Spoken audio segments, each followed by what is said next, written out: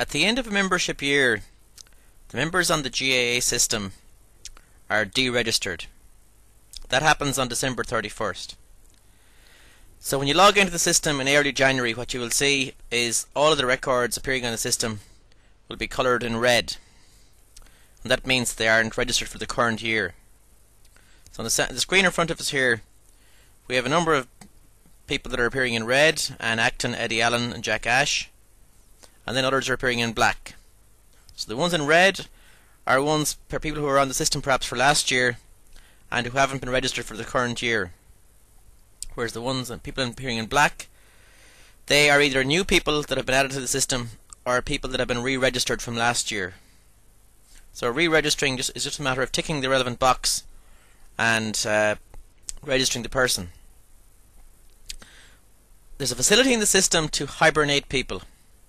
So if Anne Acton decides not to renew her membership for 2011, we can hibernate Anne. In other words, we don't delete her.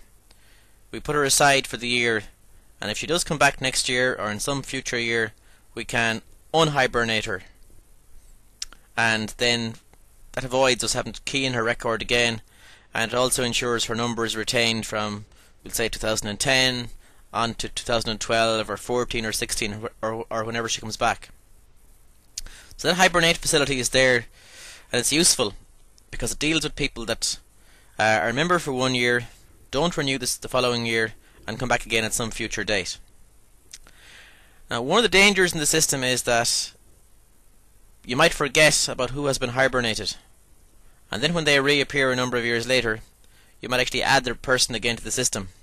So you end up with duplicates. And having duplicates on the system is not really desirable, because it means the person, when they come back second time round, they're given a new number. So in my case here, I'm just going to pick one of the people and hibernate him. I'm going to pick Joe Bloggs, there 272156, and I can hibernate him.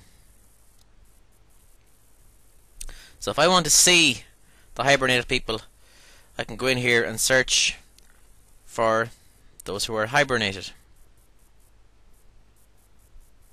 And I want to pick those who are hibernated, means where it's the yes value in that field. And I can search for them. So as you can imagine, all those who are appearing in red here are people who were hibernated from some previous year. So there's a big long list of them, and I've deliberately called one of them Joe Hibernate. On the other hand, if you want to view the people that aren't hibernated, you choose the no option on the list and you search.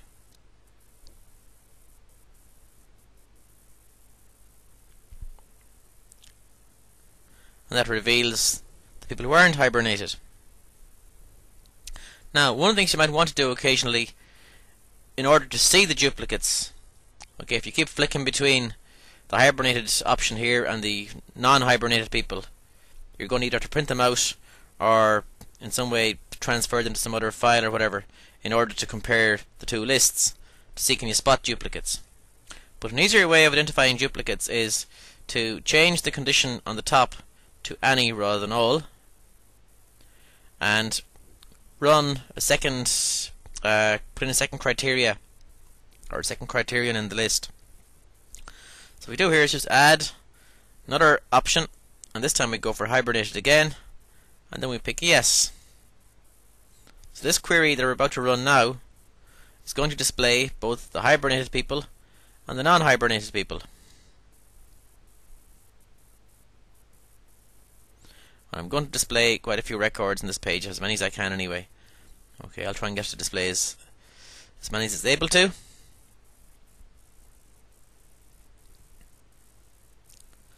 So it's there searching away, hopefully.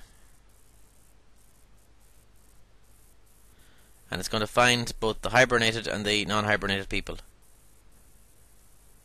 So if we scroll down through this list,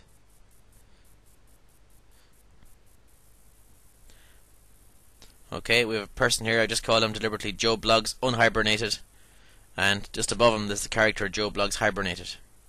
So that shows us two people, one who is hibernated and one who is unhibernated. So in other words, if you happen to have the same person on the system twice, then the chances are, all going well, if you spelt the name, if you call it Joe or Joe in both cases as opposed to Joe and Joseph, that the two records that are for the duplicate will appear side by side.